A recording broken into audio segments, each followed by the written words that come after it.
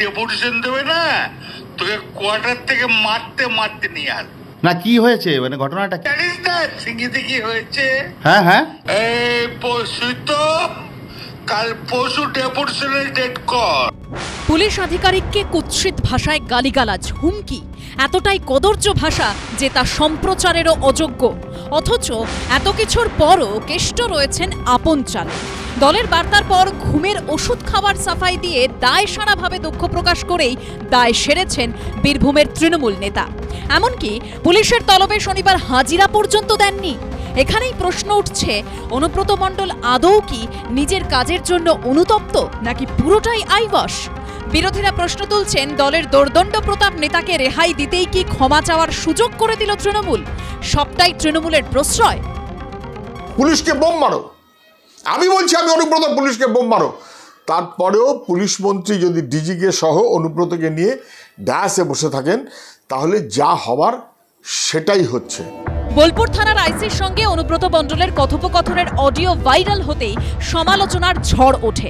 শুক্রবার দুপুরে তড়িঘড়ি দলের তরফে নিঃশর্ত ক্ষমা চাইতে বলা হয় তৃণমূল নেতাকে। এরপর তিনি ক্ষমা চান ঠিকই, কিন্তু অনুব্রত মণ্ডল পাল্টা প্রশ্ন তুলে লেখেন, 3টে মহকুমা বোলপুর, সিউড়ি, রামপুরহাটে বিশাল মানুষের মহা মিছিল দেখে কারা ভয় পেল? বিজেপি কি করে আমার আর আমাদের বোলপুরের আইসির সাথে গালমন্দর ফুটেজ পেল? কে দিল? কোনো চক্রান্ত নেই তো? চারিদিকে ছিছি পড়ে যাওয়ার পরও আজব যুক্তি খাড়া করার চেষ্টা করেন তৃণমূল নেতা।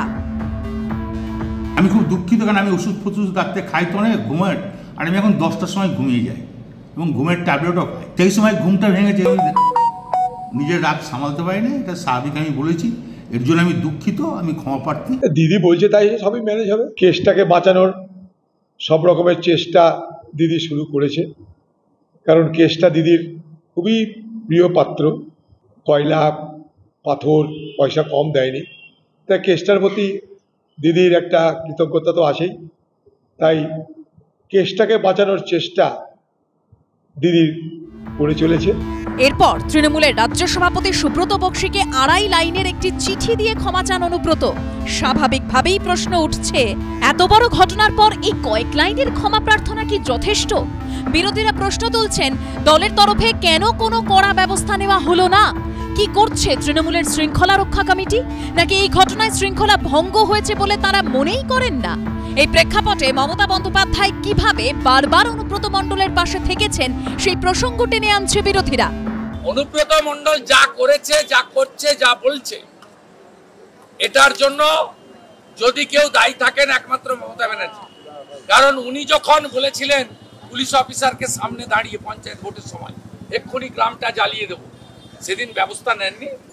সেদিন বপিত বীজটি আজকে একটি বিষবৃক্ষে পরিণত হয়েছে। পুলিশ আধিকারিকের বিরুদ্ধেও কোনো অভিযোগ থাকে তাহলে সেটা বলার যথেষ্ট অন্য প্ল্যাটফর্ম আছে, কিন্তু তাকে ফোন করে এইভাবে হুমকি দেয়া যায় না। তার আত্মীয়দের নাম করে বা ডেকে তাদের নাম জড়িয়ে এই আপত্তিকর কথাগুলো বলা যায় না। সেই জায়গায় তৃণমূল কংগ্রেস ব্যবস্থা নিয়েছে, বাকি তৃণমূলও খবরাখবর নিচ্ছে দল। একজন পুলিশ অফিসার যিনি আইনের রক্ষক, তাকে এই ভাষায় হুমকি, গালিগালাজ, পুলিশের তলবে গড়হাজিরা, এত কিছুর পরও কি শুধু ক্ষমা চেয়েই পার পেয়ে যাবেন অনুব্রত মণ্ডল?